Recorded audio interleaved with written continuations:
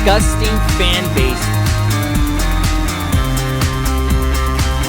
trash their organization is.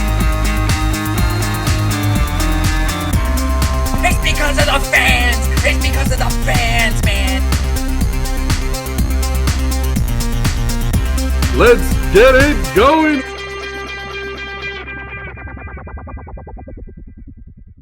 What is going on, world? Welcome to another edition of the Ravi and Ray podcast. I'm Ravi, that's Ray. We're going to get this started off hot, talking about breaking down UFC 288 when Aljamain, the Funk Master, took out Triple C, where he didn't even know if he was going to retire again or not. Raymond, I cannot wait to get your thoughts, man. We're not going to waste any time over here today. Let me know break down the fight for me, because we have two different perspectives on this. Who do you think won that fight? Before I get into my prediction, or not prediction, what I feel the outcome was, I gotta hand it to you, Robbie. That was a hell of an intro. That was legendary. That was legendary. That's gonna have to make me step up my game even more. But that was fantastic, man. I have to give you props on that. As far as the fight goes, I've been practicing. as far as the fight goes, Henry Cejudo won that fight, man. No, I mean, dude, he won that fight.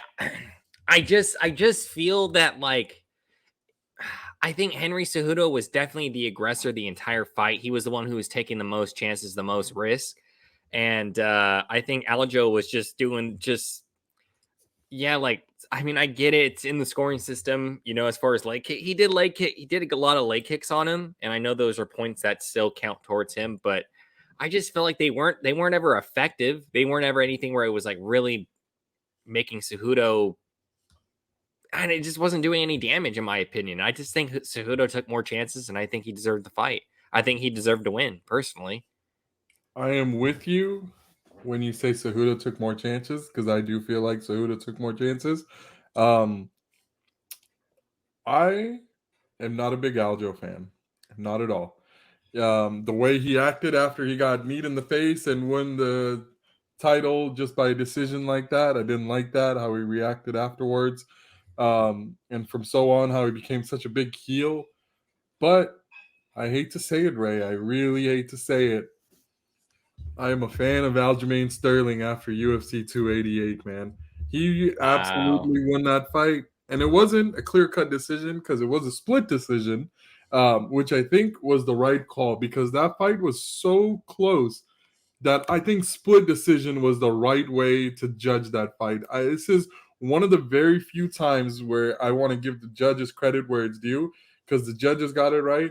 I'm kind of blanking on my mind right now which rounds, but I think it was 1, 2, and 4. I think I had Aljo winning.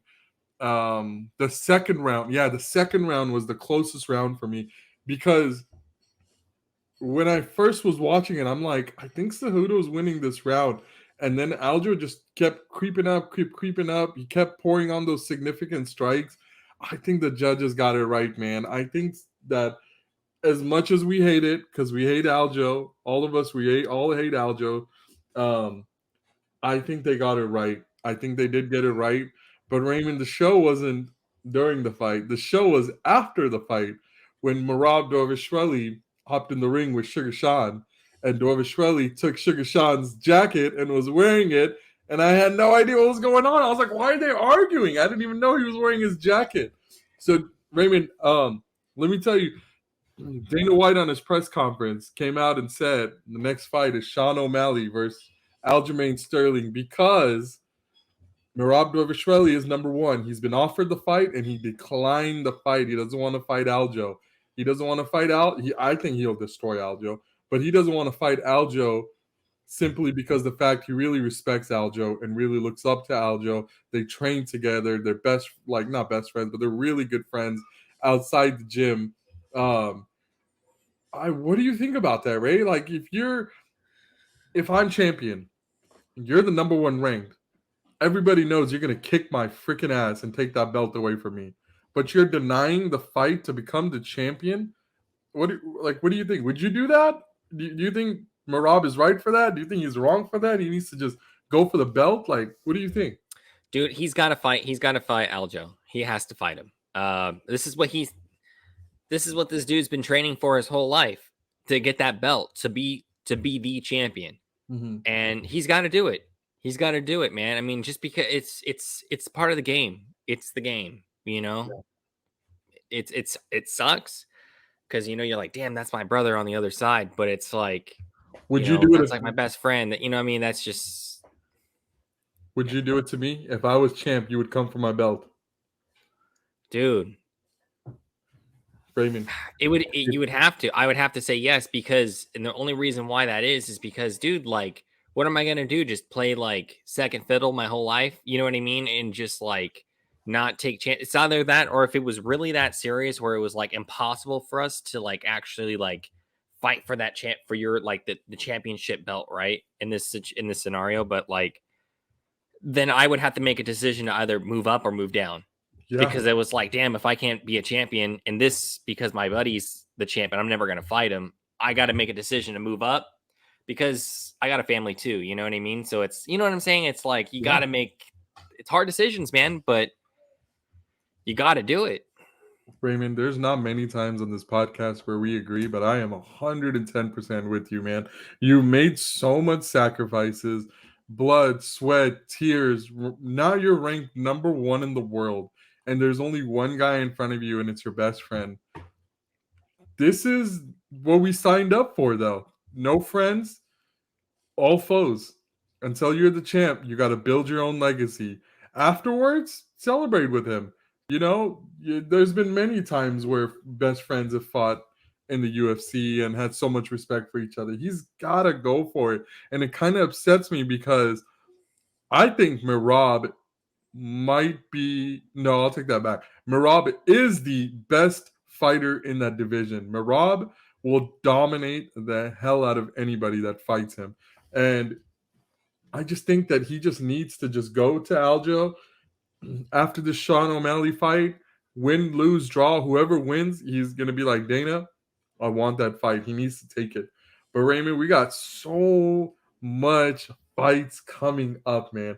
Just the main ones. Let's just talk pay-per-view fights real quick.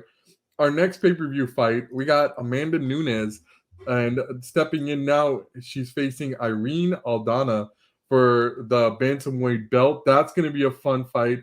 Charles Oliveira against Beneil Dariush, maybe a title contender fight.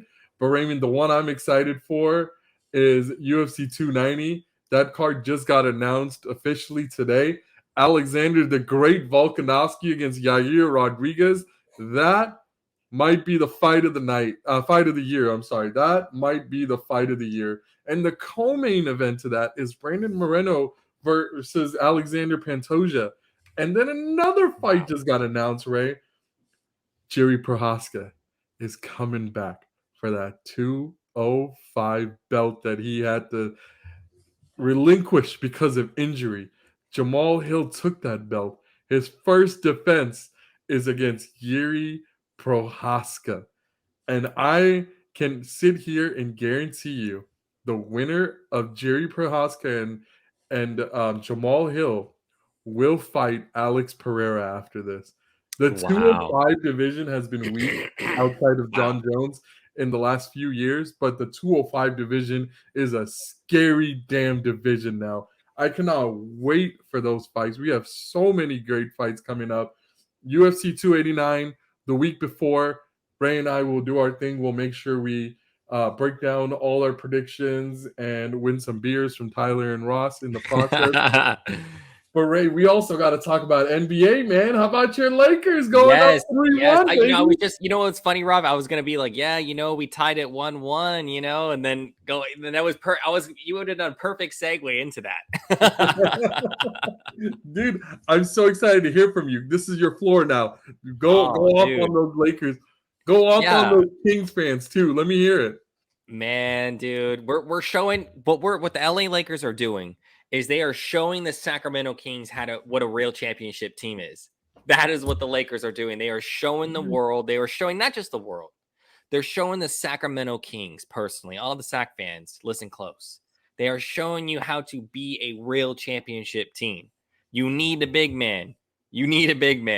If I'm the Sacramento Kings, I'm investing everything I possibly have into a center this year or this upcoming season. So you're out on Sabonis. Sabonis has proven that he is not a real center. He's not a center. I think he could be a good power forward. I think he'd be a great power forward. He'd be a fantastic power forward, but they need a center. Alex Lynn is not the answer. He's not that great of a player. And dude, they need to go out there and they need to make something happen. They need to make something happen. I think this is where the Lakers are. This is why the Lakers are so good, man. We don't care about. We don't even have any draft picks, but we're still making trades. It's like you're either gonna have to make a big trade or go out there and spend heck of money, pay those luxury taxes. Are you at all worried about the Joker? The Denver Nuggets? No. You're not worried about Jokic? No, because we got Davis. Anthony Davis is a good defender, man. He's great. He's great. He is absolutely great. And honestly, dude, I think the Lakers are gonna win, man. I think they're gonna win the chip this year. Who would you rather face, Ray? Denver or Phoenix?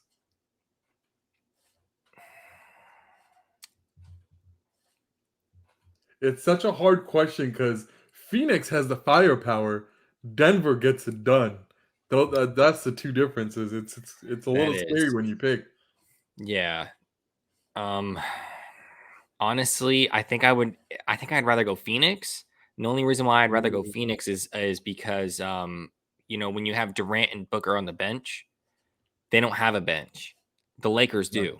The Lakers have a way better bench than the Suns. So yeah, dude. I mean, Booker and Durant, they'd probably be playing like pretty much. I wouldn't be shocked if they played the whole game. They would have to. Yeah. It'd be like that. But I'd take that chance. Absolutely. So you'd rather play Phoenix. Phoenix is down right now, so they got to win 2 more games before Denver wins 1 more. What about the East? Who would you rather face? Miami, the Knicks, Stephen A. Smith's Knicks, Philadelphia, or Boston? Who do you want? The Celtics? Dude, if I had to choose, oh my gosh, I would rather play the Heat, to be honest with you. Over the Knicks? Well, I would choose the Knicks. I would choose the Knicks number 1, the Heat number 2. Man. Boston and then Philly. Boston and then Philly. Oh, so you Philly last. Yeah. Wow. Because Joel Embiid is no joke. So they had this post on there, Ray. They're saying the NBA dropped the script. The NBA wants the Lakers on the West, and they want the Celtics on the East. Both of them have 17 titles each. To take the lead and be the first team in NBA history to get 18 titles. Tell me that wouldn't draw some fan attraction over there. Lakers versus Boston, old rivals. I would watch that, dude. Oh my gosh. And we would win. We would win. I'm telling you, our guys are good. Those are, dude, they're dogs, man. I mean, they no matter what you know what it reminds me of, this series with the Lakers and the Warriors? It reminds me of old school versus new school. Old school, they were all big. They wanted to play big. They wanted to say, you know what, dude, let's get the easy 2. Let's get underneath that rim. The Warriors are new school. They don't do that. That's not their forte. They're all about the 3. They're going to live and die by the 3. And it's honestly, old school's winning, man. Old school's winning. Yeah. Old school's winning, dude. It might change the game. That's what I'm telling you. Like the Kings, man, I feel like the Kings, they're trying to be the Warriors, but they're not the Warriors. So it's like, because it's all about the 3, man. They were just shooting nothing but 3s. It's going to, and it works too, because the Warriors got 4 rings, so clearly it works, but yeah, I don't know, man. I think this Kings got to find their own identity, I think. Game 7 was a little painful to watch. I'm not gonna lie, just because we had a chance going into the 4th quarter, and then, or like even towards the end of the 3rd quarter, we just started collapsing. Like I don't know what happened to the Kings. They just forcing shots, trying just too hard. They just need to calm down a little bit. And they'll learn. There are a lot of young guys over there. They'll learn. They have a great coach in Mike Brown. They'll really learn. I think they'll be fine. So if you were to make a prediction right now, Ray, East and West, who's going to meet in the NBA Finals? So I think it's going to be Lakers and Philly. Lakers and Philly, and who's winning it all? LA. LA winning LA's it gonna all. win it all, man. I promise you, they are going to win it all. I'm gonna make my prediction here in just a sec, but can you imagine Denver versus Philly? We'll see. What's his name? Joker versus Joel Embiid. Joel Embiid. Can you imagine that? Anthony Davis versus any of those big boys too, are True. dude. True. Those are heavyweight matchups right there, man. That's crazy. I'm just saying Joker and Embiid because Embiid won the MVP, but they're saying Joker should have won it because Joker did way more. So I was thinking, like, that would be a little fun to see. For me, I got the Lakers, and I think the Lakers will win. The West. I feel like you really want to say the Celtics, though. I really do, but because that would be really cool. I'm not gonna lie. That's why I paused. Honestly, I was like, "Do I want to take the Celtics? I'm gonna do it." Lakers and Celtics. Celtics taking it Game 6. I'm calling. So you think the Celtics are gonna win 2 games to close out the series? They're down 3-2. I think they'll take it because this next game is they're going to Philly, right? Yeah. They're you going sure about that? Philly.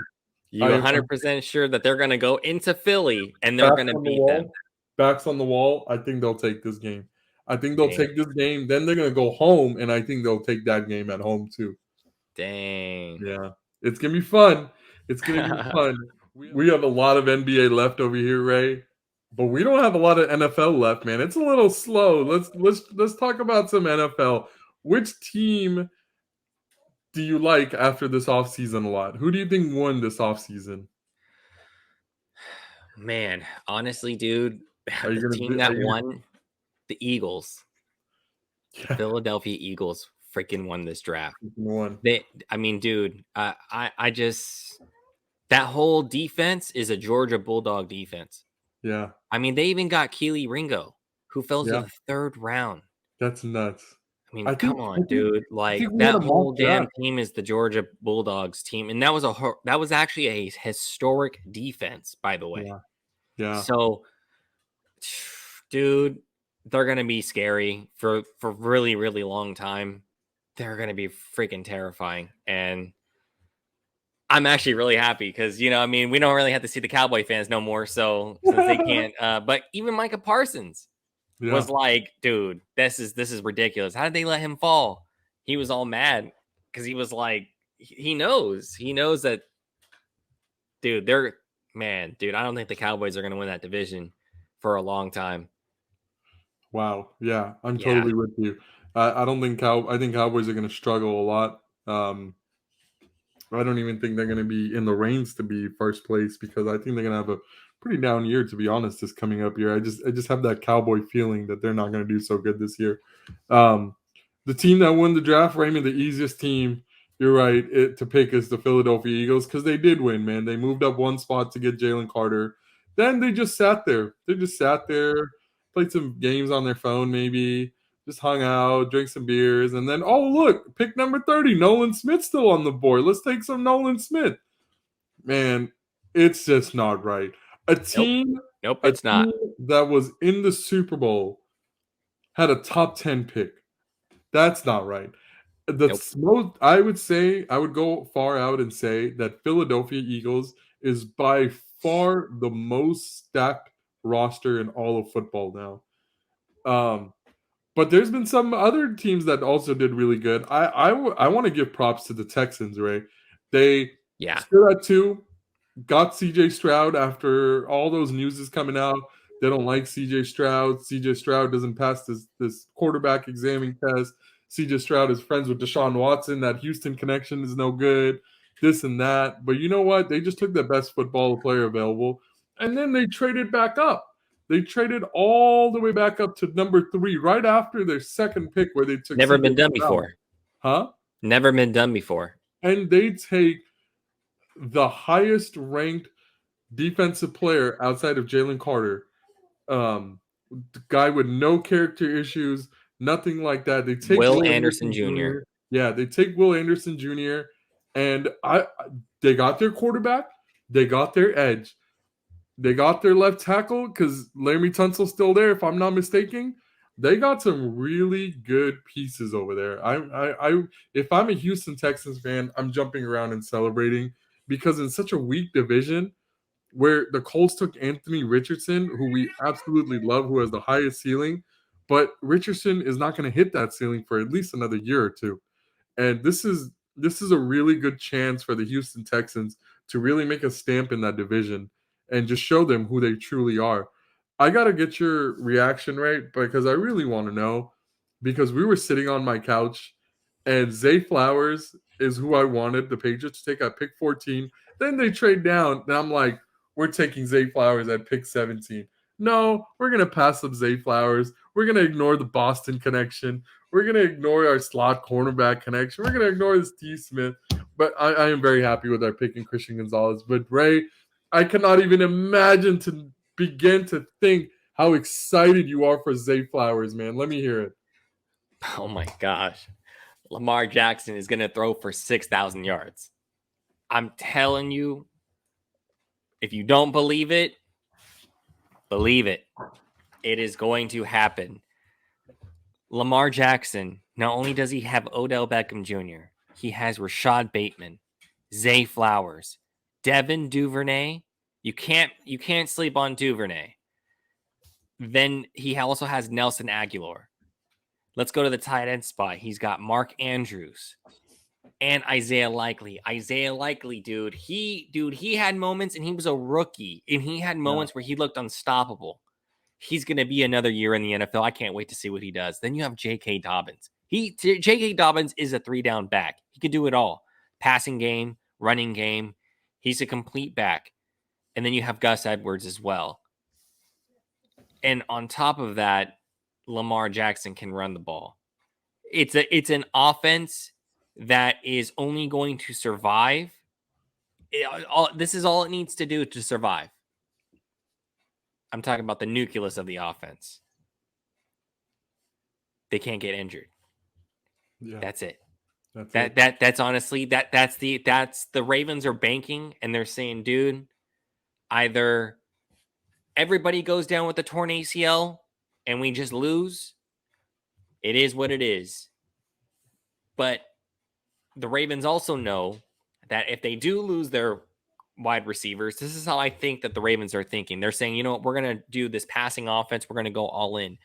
If by any chance Odell tears his ACL, Rashad tears his ACL, and let's just say Zay Flowers tears his ACL, right? Damn, looks bad. The Ravens can then just say, you know what, LJ, we're going to have to go back to old school football. How we were winning games like that. We've proven we can win games like that. Is it harder? Yeah, it's a lot harder to do. But I think that's their plan B. Their plan A is to move forward and say, you know what, we paid this guy X amount of dollars. Now it's time for him to be the franchise. Yeah. Dude, I think he's going to throw. I think he's going to beat Peyton's season record. It's impossible. I don't know who you. I just don't. You look at the offense, you're like, damn, who the hell can guard who? Who's going to get who? You can double team Odell, but Rashad's really good, man. When he's healthy, he's one of the best route runners in the NFL for sure. Mm-hmm. And then, dude, Zay Flowers going to get one-on-one coverage for how good of a route runner he is. His physicality, his speed. Oh, my, dude. And then Mark Andrews. And then you got Isaiah come on, man. Then you got Dobbins out of the backfield. And then if none of those, if the defense is so good and they just covered everybody was to perfection, Lamar can just run it. Yeah. It's completely impossible. I just don't know. I don't know what they're going to do. I don't know what defenses are going to do. Yeah. I want to get your take. I got to get your take. I don't feel like you believe that he's going to get that much or he's going to beat Peyton's season record, but you give it to me straight, man. Well, what do you got? What do you got? All right, Vernon. I'm going to give it to you straight. Lamar Jackson will not break Peyton's record. Lamar Jackson will not break over 5,000 yards. Let me read to you, Ray. The top 8 quarterbacks that are holding the highest season passing record. Peyton Manning, not a mobile quarterback. Drew Brees, not a mobile quarterback. Tom Brady, not a mobile quarterback. Patrick Mahomes, he's shifty. He's mobile. I'll give it to him. He's not Lamar Jackson mobile, but he's mobile. Brady, Breeze. Raymond, when you have a dual threat, when the pocket is collapsing, no matter who you are, if you've got the speed, you are going to run the ball when the pocket is collapsing. You're not just going to sit there and wait. You're going to be like, I got all this open space in front of me. I'm going to get some yards before none of my guys come open and I can get no yards. I think the Ravens are about to have a fantastic season. Don't get me wrong. I think they not only have to win this couple playoff games, they need to win a couple playoffs games this year. I think all the stress is on Lamar Jackson now. Now the Ravens are like, we gave you the contract, we gave you your money, we gave you Odell, we gave you Zay. You have all these weapons. There's no more excuses anymore, Lamar. You got to get it done. You got to stay healthy. You got to win a few playoff games. Even if he doesn't make it to the Super Bowl, if the Ravens go into the AFC Championship game, Ray, I take that as a huge win. I'll take that as a huge win. This team is getting there. This team is almost there. I'll take that. But if Lamar Jackson does not make the AFC Conference Championship with this stacked of an offense, Ray, there's no hope for Lamar Jackson winning a Super Bowl. There's no hope.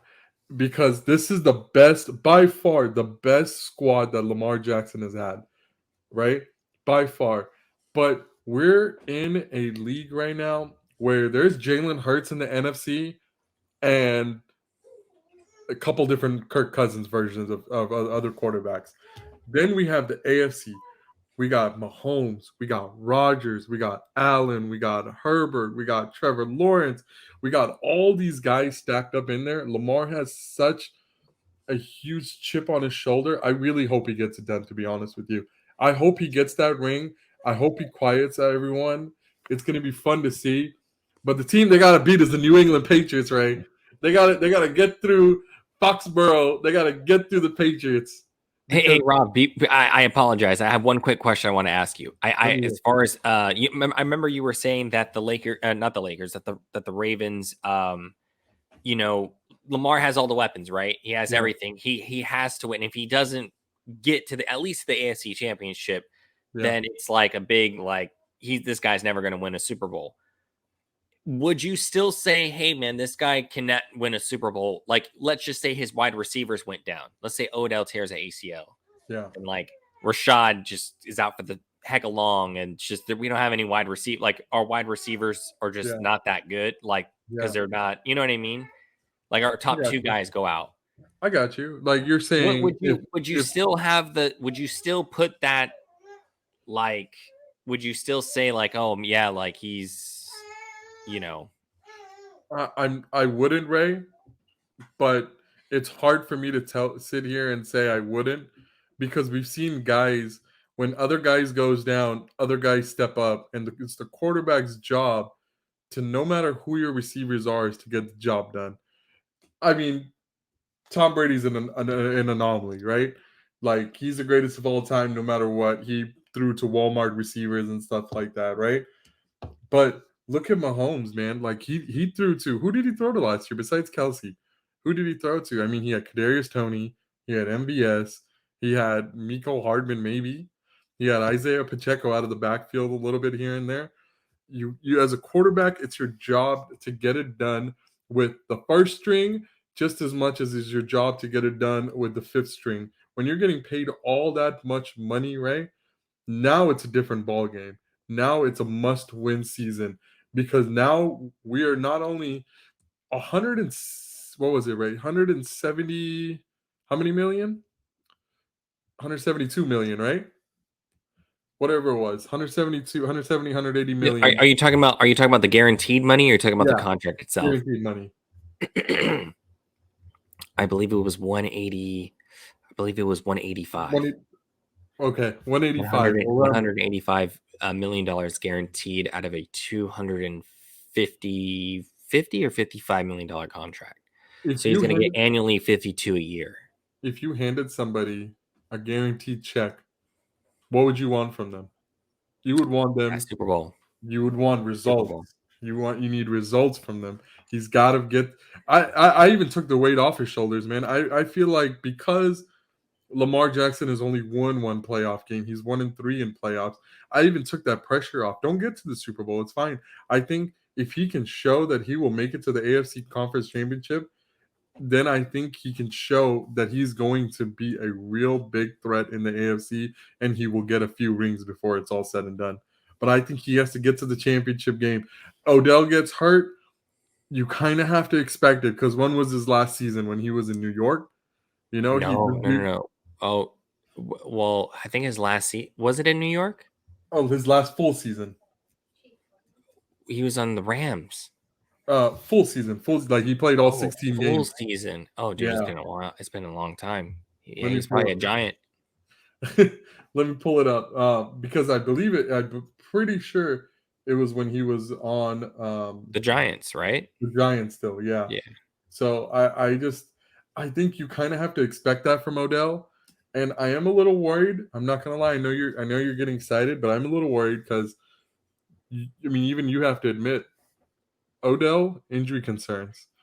Rashad Bateman, he battled some injuries last year. Zay Flowers, though me and you both absolutely loved him, maybe even as our wide receiver one coming out of the draft that much, he does have some concerns in dropping the ball. LJ's got to get it done. He got to be dual threat to get this done, I think. And And that's and that's kind of the reason why I don't think he'll throw over 5,000 yards, but I still think he'll have a fantastic season where he can even be another MVP candidate if and he's and healthy. to make it to put the icing on the cake, Lamar has to stay healthy as well. Yeah, that's true. That's it right there. Yeah, Dude, this team is either going to stay healthy or they're going to crumble apart. yeah, It's really what it is, and I think the Ravens understand it, and they're just saying, "Dude, here we go." yeah, absolutely. Raymond, I'm really curious to get your thoughts on the Patriots draft. In the first round, they traded from 14 to 17, got a fourth rounder in return. And then when defense, I know a lot of fans, including myself, we were really hoping for some offensive weapons. We had the three big name receivers still on the board. We had, so should the Patriots fans be all at concerned with the Patriots offense? Because we have Mac Jones at quarterback. Our running backs are Ramondre Stevenson and James Robinson. Our receivers are Juju, Devontae Parker, Tyquan Thornton, Kendrick Bourne, Kayshawn Boudier, and then our tight ends are Mike Gesicki and Hunter Henry. But we didn't address a tackle position that was a need for us also. Do you think the Patriots should be concerned with their offense? I don't. I really don't. To be honest with you, man, I think every Patriot fan by the end of this season, this is my prediction. Every single Patriot fan out there will seriously put nothing but respect on Christian Gonzalez's name. I mean that, dude. For those who don't even know who Christian Gonzalez is, go look him up on YouTube. He's the Oregon cornerback. And dude, this guy, he's like, dude, I think he's gonna have a Sauce type year, like a Sauce Wow. Gardner type season. I think he's that good, man. He's Yeah. good. He's fantastic, man. And man, I just that'd be awesome, dude, if our viewers be able to see the how good he is. But yeah, man, I think you guys got a fantastic pick. If I was a Patriot fan, I'd be jumping out of my seat because that guy was in the top 10 of every mock draft that I seen. He was like Yeah. sometimes even top 5. Yeah. So I that's what I think, man. I think But do you think what about their offense, Ray? Do you think they should be concerned going into the season with their offense? I Because don't there's think only so. so I much don't. offense can get done because the offense is the one that has to put the points up. It's true. I mean, you guys are going to stay a run heavy offense. Yeah. That's who you guys are. That's your identity as of right now. That's your Mhm. identity. Obviously Mac, he said he wanted some more weapons. You guys got him some more weapons. Mike Gesicki, he's not a scrub. He's a good player, especially in the red zone. That's where he's most effective. Mhm. And the other guy who you got, I'm blanking. Who'd you guys get? Juju. Juju. Juju. Yeah. Look, man. I mean, dude, we had you played fantasy last year. I mean, he did pretty good in fantasy, right? So did pretty good in fantasy. He actually had a really good season. He was beating those one-on-one coverages. He was beating those one-on-ones, or he was beating the double teams. He was beating the double teams as well. So, dude, I think that's another weapon for him. And I think they're going to say, Mac Jones, hey, we're going to see if you can. We gave you more weapons. If you don't pan out this season, it's he's done. You guys are moving on. You guys are probably going to end up trading up to get the best quarterback in college, or at least the second. Yeah. That's what I predict, man. Because you guys got to get a quarterback as the AFC, man. It's like Do you that think division you guys are in. You got to get a quarterback. I forgot where I saw it? Let me ask you one more question, Ray, and then I'll go on my take. I saw that somebody made a bold prediction that this will be Bill Belichick's worst record as a head coach. So they're predicting the Patriots to maybe win like 3 or 4 games. Do you see a world of that happening?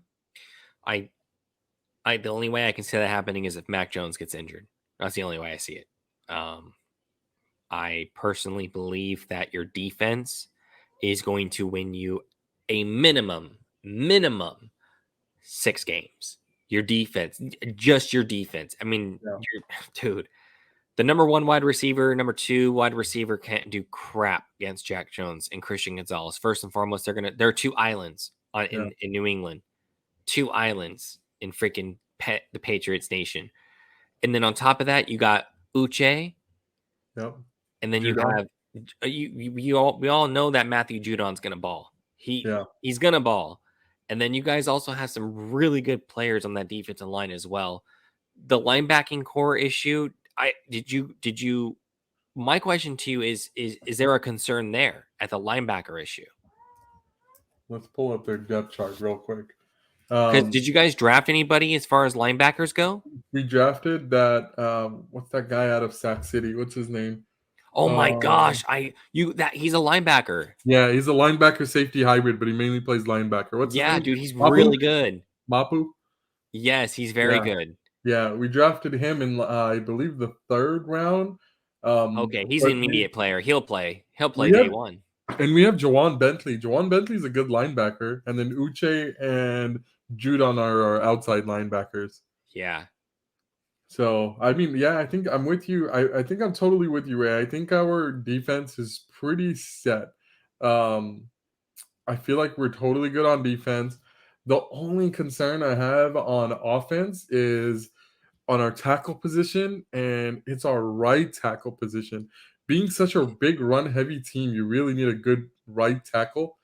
And our right tackle, his name is Riley Reef, not Riley Reed, Riley Reef. Yes, Uh, I know who he is. yeah. He's So still playing? he is still that old man is still playing.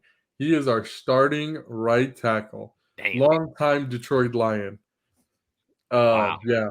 So he's our right tackle. That's one thing that concerns me because our offensive line is pretty good outside of our right tackle, and Yeah. that's the one that's probably going to struggle the most. But I like what they did. I like what the Patriots did. They gave Mac Jones kind of everything he really needs. They gave him James Robinson, healthier Damian Harris, great pickup. Because Damian Harris feels like every game he was going to the locker room for something. Pierre Strong is coming on strong, and then we got our receivers. We got Juju, who I think is a very good upgrade from Jacoby Myers. I think Juju is much more shiftier than Jacoby Myers, so I'm excited to see Juju in the slot. Devontae Parker on the outside. Raymond, I think the reason the Patriots didn't draft Jackson Smith and Jigba, Quinton Johnston, Say Flowers, Jordan Addison, I think they didn't draft these guys, Ray, is because they have faith in Tyquan Thornton. The amount of stuff I'm hearing out of Tyquan Thornton in the Patriots camp is just getting me really excited. He's really coming on strong, and I think he's going to be. He could push Devontae Parker for that X position on the wide receiver. He's super fast. He's 4.2 speed, Yep. and he's going to be 426. Mac. Yeah, 426. he's going to be Mac Jones' best I friend, remember man. that. Yeah. So I think the Patriots will do just fine. Before we wrap it up, right? Just one last question for you. Yeah. Early predictions. Give me your offensive rookie of the year and then your defensive rookie of the year. Defensive rookie of the year, we got to go Jalen Carter. I think he's going to have a monster season. And as far as for the offense, dude, I'm going to go Jackson Smith, man. I think and he's going to go into Seattle and with Geno Smith. And I'm excited, man. I think he has the best shot. Yeah, that's a great pick. Honestly, excuse me. It's really tempting to pick Christian Gonzalez over there because I think he's going to be on an island by himself. But a cornerback's not going to win that award. Jalen Carter looks enticing. Tyree Wilson on the Raiders look enticing. But I'm going to go Will Anderson Jr. I think he's going to have an immediate impact on the Texans. And I think Jalen Carter is going to have to play through some guys. Then you have Jordan Davis. You have a couple other guys on that line that's going to be sack hungry. I think Will Anderson is going to be the leading sacker this year, and he'll probably be the defensive rookie of the year. For the offensive rookie of the year, Ray, this one's a hard one because, I mean, you got Bryce Young. He's probably going to start day one. CJ Stroud start day one. Anthony Richardson might not even play this year. We don't know, so he might not. But my offensive rookie of the year, Ray, I think I'm going to go Bijan Robinson. I think he is just going to have a enormous season over there in Atlanta. He has Tyler Algier to steal the ball from him sometimes, but I don't think I don't think Tyler Algier will eat into his reps too much. I think they're going to be really run heavy, especially going into the year with Desmond Ritter. I think they're going to be really run heavy, and I think Bijan is going to get a lot of touchdowns. So that's who I have for offensive rookie of the year. Before we wrap this up, Bijan Robinson, #1 draft pick next year or this upcoming year For fantasy, for fantasy. that's a good one. No, because That's if really that's how good. many touches he's going to be in goal line situations, he's going to be in all passing situations. Like he's going to Yeah, be like, dude, they're going to he's run the everything. shit out of him, dude. He is. What? Fantasy? Jameer Yeah. Gibbs. Jameer Gibbs. He's gonna catch the ball a lot in a Oh, PPR dude, league. Jameer Gibbs. Yeah. Yeah, Oh, I think dude. So we got. would it be the first time in fantasy history that like not a veteran goes #1? Like, could it be Bijan and then the second is Jameer Jameer? Gibbs. That would be nuts. I don't think that would happen, but that would be nuts. Dude, it could happen though, man. I think first this year, I feel like Derrick Henry's still gonna, or Christian McCaffrey's gonna go first this year. Still, I Yeah. think because that's the safer pick. Because we don't know what if these rookies don't start day one? What if they're the second strings to start off their career? Like we don't know. A lot of Yeah. question marks going into the season. So that's the only reason why I don't think. Because even when Najee Harris was coming out, they were like, "Oh, this guy runs. He catches the ball. There's no running backs behind him. We're gonna draft him like really high." But he didn't go #1. I think he went outside the top 5. I think his ADP was like the 6th or 7th pick around there. Wow. Yeah, but I would sacrifice a first round pick for Bijan Robinson. And if you think I'm crazy, I won my main fantasy league last year, so I'm not crazy. I would take Bijan Robinson #1, Ray. Damn. That's awesome, dude. Yeah, but we got plenty of stuff still coming up. We'll be back on here next week. But until next time, Ray, anything else left to say No, sir. other than peace?